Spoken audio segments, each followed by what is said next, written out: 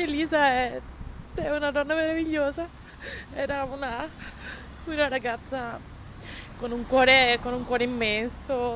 A Casale è arrivata da poche ore la notizia che nessuno avrebbe voluto ricevere, quella della morte della quarantenne Elisa Montagnucci, mamma di 2 bimbi di 8 e 10 anni, ritrovata senza vita dopo una caduta di diversi metri durante un'escursione in Valle Aurina, in Alto Adige, dove si trovava in vacanza con i figli e il marito Fabio Boscolo, 42 anni, titolare del negozio di attrezzature per la pesca Big Fish di Preganziol.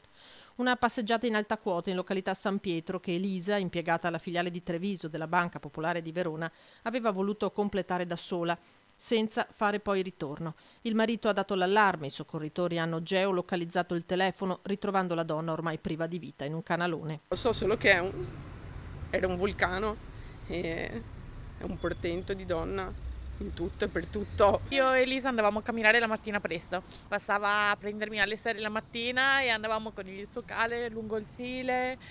E Aveva questa passione per la montagna. Ma cosa può essere successo dal tuo punto di vista? un passo falso, un terreno che ha ceduto perché Elisa era incredibile, veloce, scattante, fisicamente super atletica, non avrebbe mai fatto un passo falso, probabilmente è ceduto il terreno, è l'unica spiegazione perché era una persona super sicura. Ho perso una grande amica.